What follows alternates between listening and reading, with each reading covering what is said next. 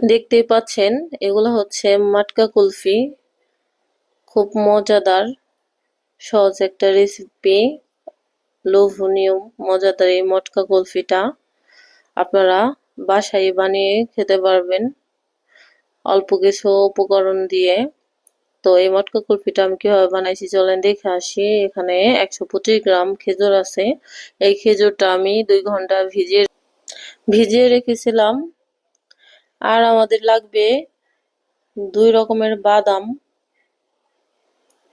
তো এখানে এই আলমন্ড বাদাম 60 গ্রাম আর হচ্ছে কাজু বাদামটা 60 গ্রাম। এখন একটা বাটিতে সবগুলো উপকরণ ঢেলে নিব। আমাদের লাগবে নারকেল। এখানে আমি 50 গ্রাম নারকেল নিয়েছি। নারকেলটা নারকেলটা আধা কুচি লাগবে। আর এখানে আছে জাফরান।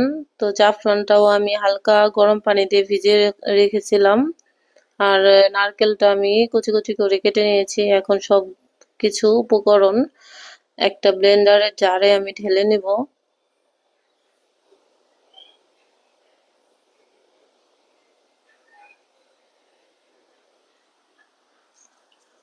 দিয়ে দেব 2 চা চামচ গুঁড়া দুধ।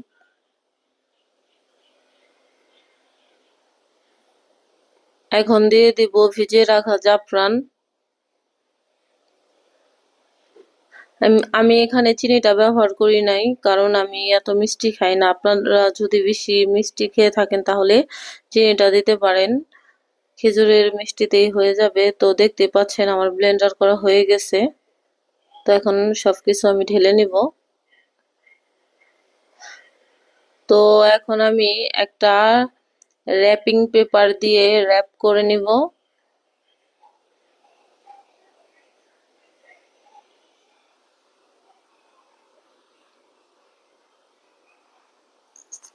ঠিক এভাবে র্যাপিং করা হয়ে গেছে। এখন আমি 2 ঘন্টার জন্য ডিপ ফ্রিজে রেখে দেব।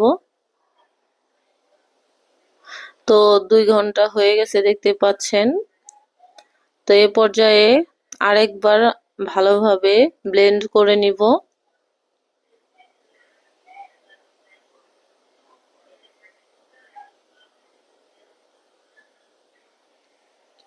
তো আমার ব্লেন্ড করা হয়ে গেছে। এখন আমি মটকার ভিতরে সেট করে নিব কুলফিগুলো।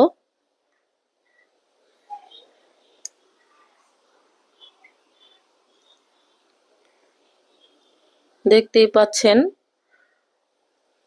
তো এখন কুলফিগুলোর উপর দিয়ে আমি একটু ডেকোরেশন করে নিব। কিছু পেস্তা বাদাম কুচি কুচি করে কেটে নিয়েছি, ওগুলো দিয়ে দিতেছি।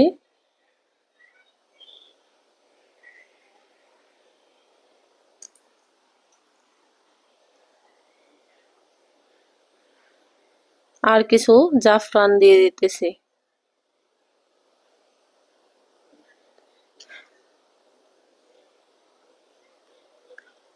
তো দেখতেই পাচ্ছেন ডেকোরেশন করা আমার হয়ে গেছে। এখন আমি এই মটকাগুলোকে অ্যালুমিনিয়াম পেপারের সাহায্যে সিল করে নিব মুখটা।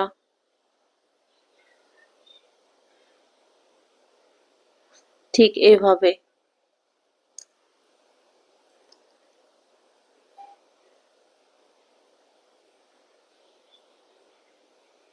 তো কয়টা মটকা আমার সিল করা হয়ে গেছে। এখন আবারও আমি 2 ঘন্টার জন্য ফ্রিজে রেখে দিব। তো 2 ঘন্টা হয়ে গেছে। তো এখন আমি আপনাদেরকে দেখাচ্ছি যে কেমন হয়েছে। আর আমি একটু খেয়ে দেখাচ্ছি, যে খেয়ে দেখাই দিতেছি কেমন হয়েছে। অনেক মজা। তো আপনারা এই মটকা কুলফিটা বাসায় ট্রাই করে দেখবেন অবশ্যই যে কতটা মজা হয়েছে। তো এমন নতুন নতুন ভিডিও পেতে আমার সাথেই থাকবেন। আল্লাহ হাফেজ।